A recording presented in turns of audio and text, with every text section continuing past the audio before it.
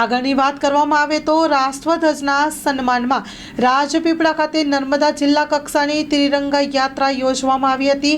Police બેન્ડની સુરાવલી સાથે પ્રારંભ થયેલી ભવ્ય તિરંગા યાત્રામાં રાજપીપળાના નગરજનો મોટી સંખ્યામાં જોડાયા હતા અને દેશ પ્રેમ વ્યક્ત કર્યો હતો। Story report by Wasim Memon, Narmada. એ માનનીય વડાપ્રધાન શ્રી અને માનનીય ભૂપેન્દ્ર પટેલ સાહેબ શ્રી મુખ્યપ્રધાન શ્રીએ આપણને આહ્વાન કર્યું કે 10 તારીખથી લઈને 13 તારીખ સુધીનો આ જે કાર્યક્રમ કરવાનો છે એ ફક્ત સરકારી કાર્યક્રમ ન બની રહેતા જનમાનસ સુધી લોકમાં આ કાર્યક્રમ પ્રસરે અને લોક ભાગીદારી આ કાર્યક્રમમાં લઈ અને આ કાર્યક્રમ એક રાષ્ટ્રીય કાર્યક્રમ બની રહે એ માટેનું જે આહ્વાન કર્યું છે, જે અંતર્ગત આજરોજ વિશાળ સંખ્યામાં રાજપીપળા નગરજનો, પદાધિકારી, અધિકારી, કર્મચારી, પોલીસ જનો તેમજ NGO તરફથી આજે અભૂતપૂર્વ આ રેલીને આવકાર મળ્યો છે એ બદલ હું ધન્યવાદ આપું છું।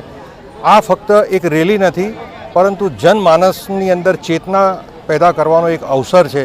જનમાનસ સુધી, જનપ્રતિનિધિ સુધી અને જનચેતના સુધી આ તિરંગો વસે એ આશય સાથે આ એક રેલીનું આયોજન કરવામાં આવ્યું હતું। રાજપીપળાની જનતાને અને તમામને ખૂબ ખૂબ અભિનંદન।